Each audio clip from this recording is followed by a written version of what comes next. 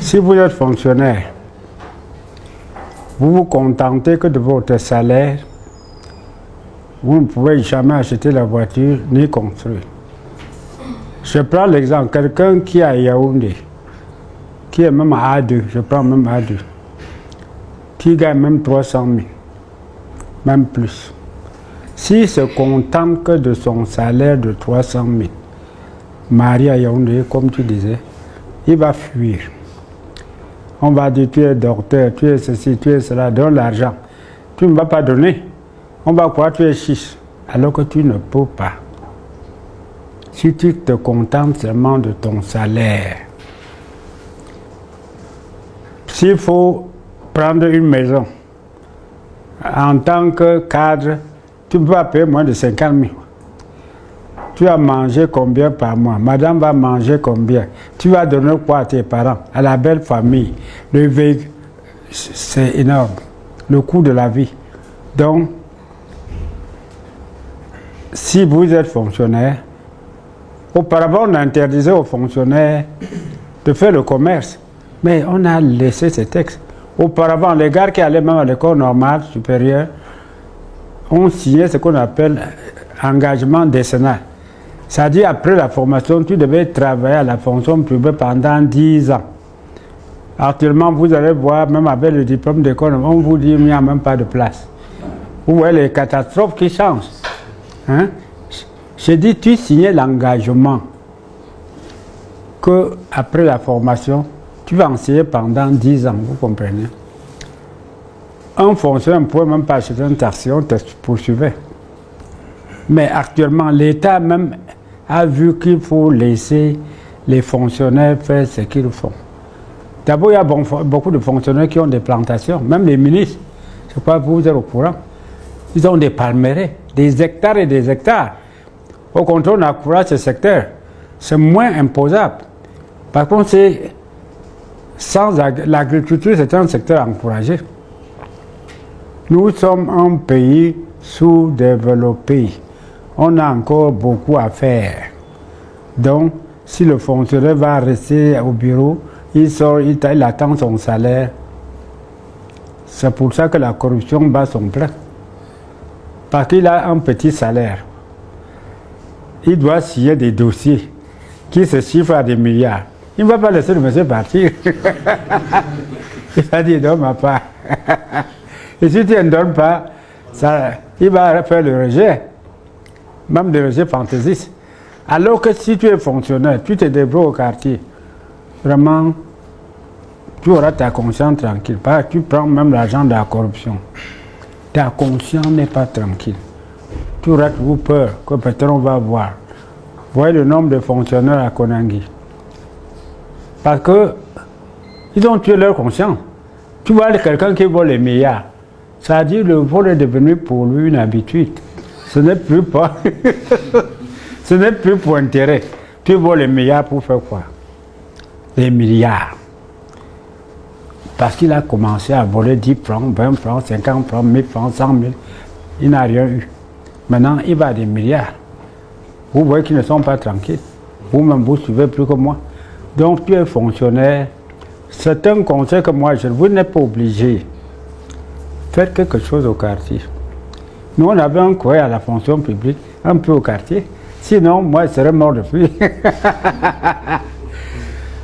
Je vous ai parlé de mes petits studios que je faisais. Moi, je savais que dans tel nombre d'années, je vais aller en retraite. Si je vais en retraite avec le salaire que j'avais, même si nous, on était bien payés. Au Trésor, on avait les indemnités de suggestion, de responsabilité, la vente des thèmes. On avait un pourcentage par trimestre. Nous contrôlions, nous suivions beaucoup de sociétés parapubliques au Trésor, comme la CRTV. En fin d'année, vous voyez Mendoza qui vient donner peut-être 20 millions pour les agents, pour les gens, les cadres. On te donne une enveloppe, tu trouves 500 000. On était gâtés. Mais maintenant, si avec cet argent, tu n'as pas pu faire quelque chose au quartier, actuellement, ce n'est plus la même chose. L'argent a perdu même sa valeur. Maintenant, un sac de ciment coûte combien?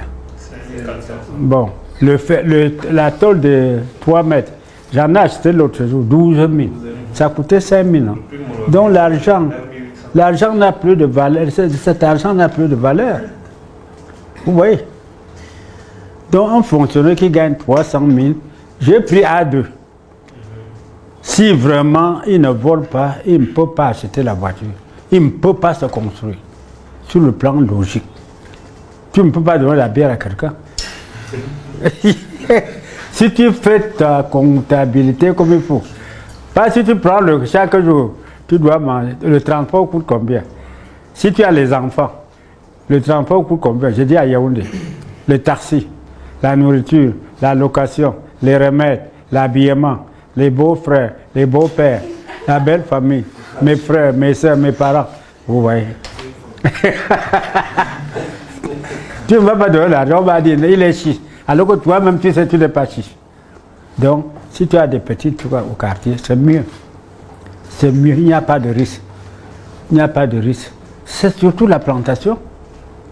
Les champs, ça ne coûte pas tellement cher. En Côte-Bisson, on m'a donné des hectares pour vendre. Le mètre carré, c'est 2 000. C'est pas très cher. Tu peux acheter même... tu peux acheter même 500 mètres carrés.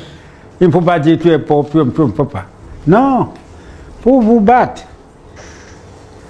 Et je t'ai dit, comme le cas de tout à l'heure, soyez dans les petites associations. Ça aide beaucoup. Ne va pas à la banque. Ne va pas à la banque. La banque, c'est un commerçant, non? Un commerçant, c'est qui? Quelqu'un qui achète, il revend pour avoir des bénéfices. Alors, tu as ton TIN. C'est même pas une banque. Même si c'est une banque, tu es actionnaire. Ce sont des conseils que je vous donne. Vous êtes dans un groupe. S'il n'y a pas de groupe, toi-même, tu peux créer un groupe. Tu peux créer. Tu dis, si vous êtes 5 ou 6 amis, faisons quelque chose de collectif. Ça va nous aider.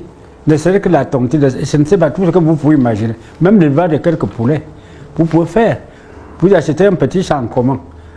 Vous voyez, en Chine, vous connaissez l'histoire de la Chine. La Chine était le pays le plus capitaliste du monde. À un moment donné, les Chinois ont vu que toutes les richesses étaient entre les mains de quelques personnes. On a arrêté ces personnes, on les a tuées. On a changé le régime. Que maintenant, ce n'est plus le capitalisme. Nous allons faire notre régime social, le communisme chinois. Même en Russie, c'est presque les mêmes choses. Hein. Les Sovkov que vous entendez. Là. On ne voit plus. Vous avez déjà vu un Chinois marcher seul. Ils font toujours les choses en petits groupes. Même quand ils sont ici, vous ne voyez pas qu'ils marchent ou 2 ou 3. Ils sont obligés. Parce que de par leur format, de par leur... Ne faites pas les choses seul. Si tu es seul, tu ne peux pas progresser. Donc, si tu ne peux pas faire quelque chose de particulier au quartier, associe-toi à d'autres. Vous allez changer. Vous échangez. Montaigne avait dit, Montaigne du XVIe siècle, non? Il avait dit qu'il faut voyager et frotter sa cervelle contre celle d'autrui. Comme je vous dis d'ailleurs, même au nord, là. Puis avec les amis, vous allez causer. Tu vas profiter de l'idée d'une autre personne. Même quand on apprend à l'école, n'est-ce pas, on apprenait en groupe. Quand vous apprenez en groupe, là, c'est très... Nous, on apprenait, on faisait en groupe. Il y a un texte, un article qu'on interprète. Toi, tu as ta façon de comprendre. Lui, il a sa façon de comprendre. Quand on discute, on voit qui a raison. Et même si personne de nous n'a raison, on va à l'échelon supérieur pour savoir exactement comment il faut comprendre ce texte. Donc, en groupe, vraiment, on gagne sur tout le plan. On gagne sur tout le plan. Notre vie telle que ça se pense aujourd'hui. Il faut que chacun prenne des initiatives. Pour dire toujours qu'on a créé, on a fait ceci. Vous-même, vous ne pouvez pas inventer les choses. Vous voyez que les gens qui ont inventé l'avion, ils ont 2 têtes. Ils sont nés comme vous, non? C'est pas ça. Tu as l'intelligence. C'est pour réfléchir, créer des choses. Ne dis pas, ne copions pas toujours. Tu l'as fait. Pourquoi lui l'a fait? Pourquoi moi je ne peux pas inventer quelque chose? Hein? C'est en réfléchissant qu'on invente.